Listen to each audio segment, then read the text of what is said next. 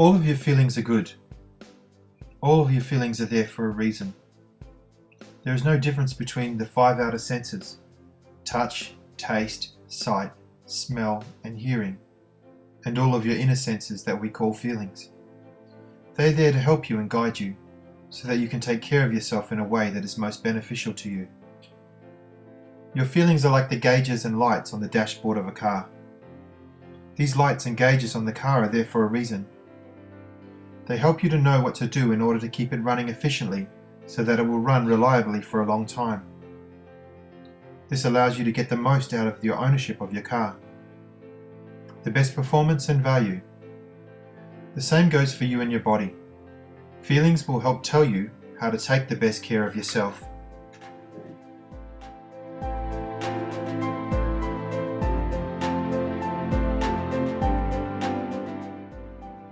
If you treated a car the way you've been treating your body, the car would soon be in trouble, much the same way that you're in trouble now. When the oil light lights up in a car, the driver does not pull into a gas station and put more gas into the tank, especially if the tank is already full. This is what you've been doing to your body. You are here because, in the past, when you have felt a feeling such as anxiety, frustration, boredom, depression, or whatever, and you have tried to feed that feeling, you know this to be true because you've tried it and it did not work.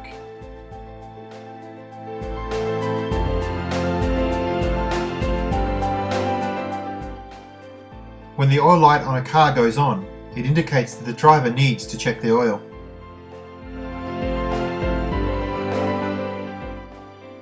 When the temperature light goes on, the driver needs to check the water in the radiator. When the windshield wiper fluid light goes on, the driver needs to put more fluid in, and so on. These lights are good. They need to be attended to. Putting more gas in the car will not help any of these situations.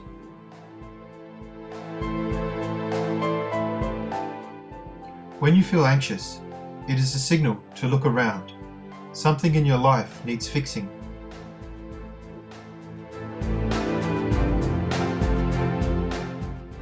When you feel depressed, it is a signal to become more effective. It's a call to action.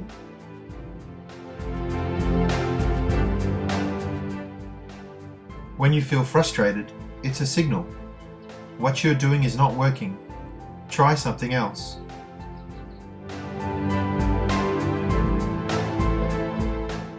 When you feel stressed out, it means that you are trying to do too much, to do it all well.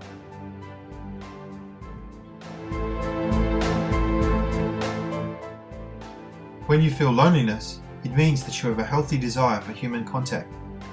Call someone, write a letter, check your email, join a club, or become a volunteer.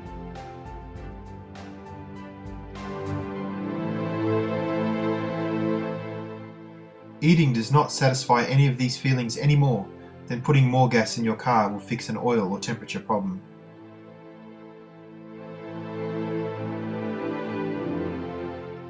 Now you will find it easier to know what each of your feelings are trying to indicate for you to do. I recommend that you spend some time after you leave the office and write down some of the feelings that have caused you to eat in the past.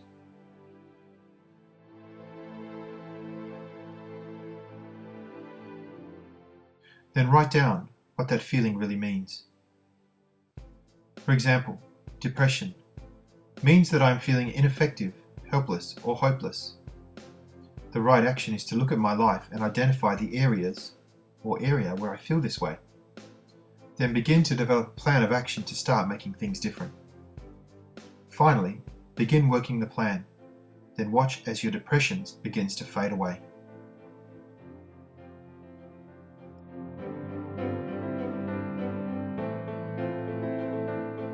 As you can now see, all of your feelings are good, just as good as the five senses. They are there to guide you. Somewhere you got the wires crossed. Now we are correcting that.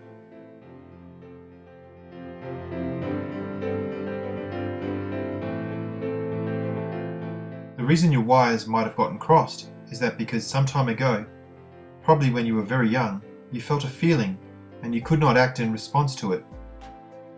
You had the feeling, but try as you might, because of your circumstances, you could do little or nothing about what was causing the feeling.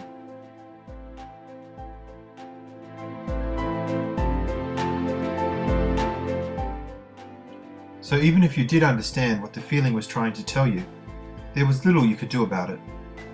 You wound up forgetting what the feeling even meant for you to do. You then mistakenly found temporary comfort in the distraction of food. It didn't really help. But there was more food and more feelings, and you fell into that rut. Now you're climbing out of that rut.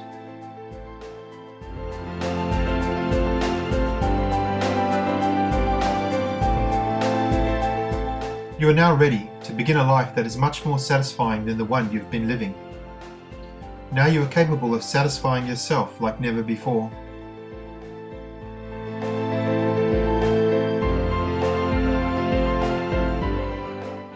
Now when a feeling comes up again, you'll know what to do.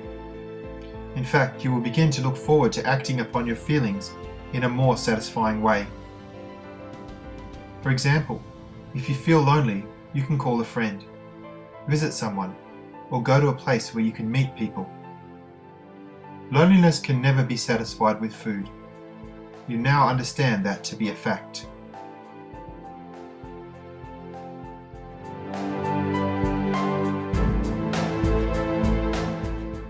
And just as loneliness cannot be satisfied by food, neither can stress, frustration, anxiety, depression, boredom, or any other feeling.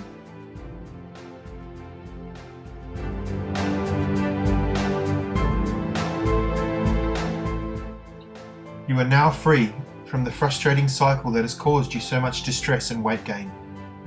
From this time onward, you will eat only when you are sure that you need refueling. You will now begin to satisfy yourself in many new and more interesting and fulfilling ways.